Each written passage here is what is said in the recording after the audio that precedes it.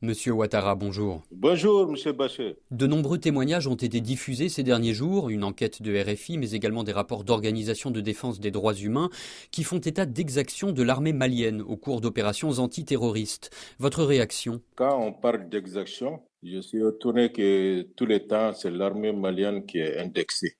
Je pense que toujours il est plus facile d'accuser l'armée malienne. Les gens qui le font ne sont pas généralement sur le terrain. Il faut être sur le terrain pour savoir comment on peut identifier un terroriste d'un simple civil. Nous, on les a dit de nous donner l'algorithme pour pouvoir identifier avant de tirer. Les autres tirent comme nous. Mais pourquoi on trouve que c'est l'armée malienne qui fait des exactions? Human Rights Watch, organisation de défense des droits humains, parle d'au moins 71 civils tués depuis le mois de décembre et évoque des actes de torture, des exécutions sommaires, des charniers, des pillages. En 2012-2013, quand tout cela a commencé, quand le Mali a fait appel à la France avec Serval, on avait 300 villages qui étaient occupés sur 16 000.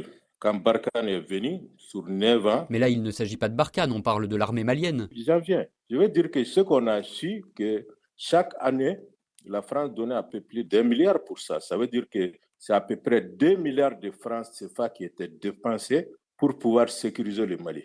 Sur 9 ans, voilà les résultats, 16 000 villages étaient occupés.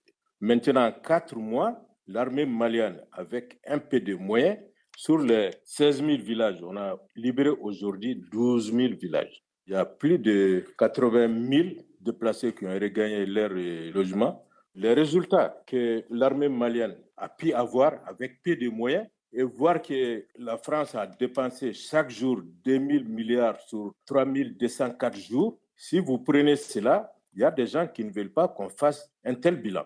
Donc, pour que ce bilan ne soit pas fait, donc on essaie de noircir l'armée malienne. C'est un bilan contesté par de nombreuses sources, sécuritaires ou locales, qui estiment que des villages présentés comme libérés, par exemple Farabougou, ne le sont pas en réalité.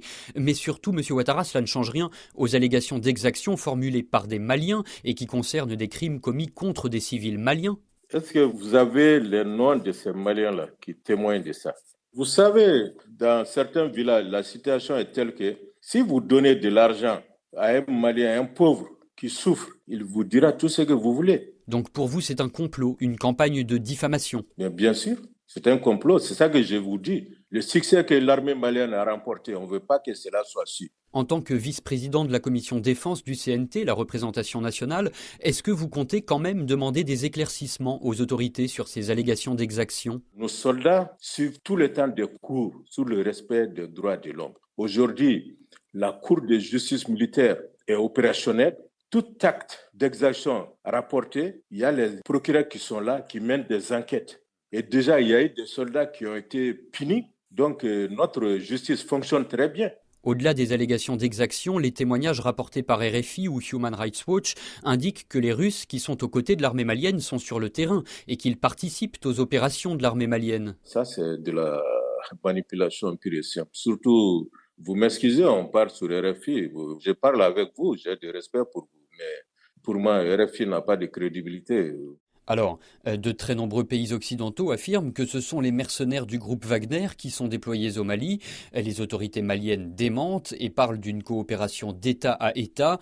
Plus généralement, le gouvernement de transition n'a communiqué aucun détail sur le nombre, sur les missions de ces supplétifs russes, ni sur les éventuelles contreparties financières ou minières. Est-ce que les citoyens maliens ne méritent pas d'être davantage informés sur ces choix stratégiques et souverains? Les citoyens maliens sont bien informés de tout cela. Il n'y a pas de Wagner au Mali. Mais sur le nombre, sur le coût des combattants russes au Mali? Il n'y a pas de combattants russes au Mali. C'est ça que je vous dis. Il y a une mission militaire russe au Mali qui est là depuis longtemps. Et quand on achète, par exemple, les hélicos consorts, il y a des instructeurs qui viennent. Leur rôle s'arrête à apprendre à nos militaires comment manier certaines choses. Ils ne sont jamais sur le terrain. Et tous ceux qui disent qu'ils sont sur le terrain, les gens n'ont jamais montré de preuves de cela. L'attaque du camp de Mondoro au début du mois a coûté la vie à au moins 27 soldats maliens, que la terre leur soit légère. Est-ce qu'on connaît aujourd'hui le bilan définitif de cette attaque, à laquelle les FAMA ont d'ailleurs riposté? Quand on sommes en guerre, tous les bilans sont toujours provisoires.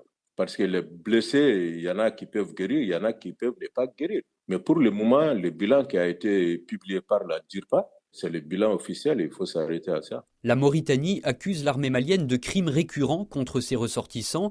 Une commission d'enquête mixte, malienne et mauritanienne, a été mise en place. Son travail a-t-il débuté? La Mauritanie n'a jamais accusé l'armée malienne. La Mauritanie a fait constater qu'on a fait croire que c'est l'armée malienne. Et aujourd'hui, on a mis une commission en place pour mener des enquêtes. Donc la Mauritanie n'a jamais accusé l'armée malienne. Ceux qui ont commis ces forfaits-là, c'est ça qu'ils voulaient, que l'armée malienne soit accusée pour mettre le Mali et la Mauritanie dos à dos. Mais malheureusement, leur plan n'a pas fonctionné. Et le travail de cette commission d'enquête, il a commencé? Mais bien sûr, c'est une commission qui vient tout juste d'être mise en place. Donc il faut leur donner le temps de ramasser les éléments de preuve et puis de donner leurs conclusions. Monsieur Ouattara, merci.